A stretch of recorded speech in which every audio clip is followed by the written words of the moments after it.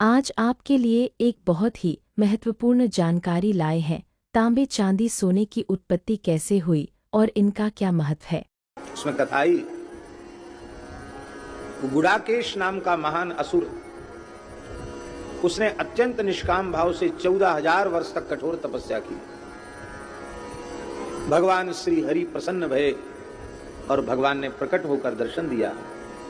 बोले, हे भक्तराज गुड़ाकेश, असुर कुल में उत्पन्न होकर भी तुम सर्वथा निष्पाप हो चुके हो। भगवान ने कहा, गुड़ाकेश, तुम्हारी इच्छा क्या है, तुम्हारा मनोरथ क्या है। गुड़ाकेश ने कहा, भगवान, मेरी पहली इच्छा तो यह है कि आपके पवित्र सुदर्शन चक्र के स्पर्श से मेरी मृत्यु हो। आप चक्र से मेरे मस्तक का शिरच्छेद करें, मैं निरंतर आपके नित्य धाम में रहकर आपका पार्षद होकर सेवा करूं, और मेरा जो शरीर है उस शरीर का प्रत्येक अंग आपकी सेवा में काम में आवे। मेरे शरीर का मांस ताम्र नामक धातु में परिणित हो जाए और वह ताम्र आपको अत्यंत प्रिय हो। आपकी सेवा में तांबे के बर्तन का प्रयोग किए बिना आपकी सेवा पूर्ण न मानी जाए। भगवान ने कहा, एवमस्तु।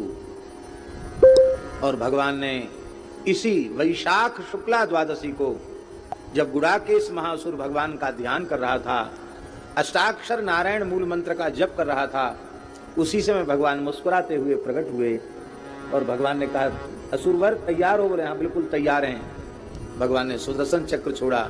यह एक पहली ऐसी घटना है जहां भगवान मुस्कुरा कर चक्र छोड़ रहे हैं और असुर मुस्कुरा कर हाथ जोड़कर सिर झुकाकर चक्र को स्वीकार कर रहा है।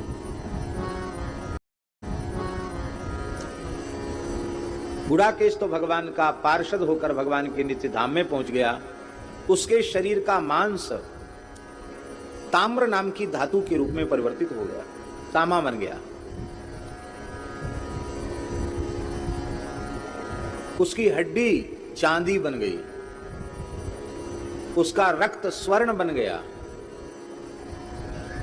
इसलिए तांबा, स्वर्ण, चांदी, ये सब उसी के शरीर से उत्पन्न होकर भगवान की सेवा के योग्य बने, पर उनमें तांबा सबसे श्रेष्ठ माना गया।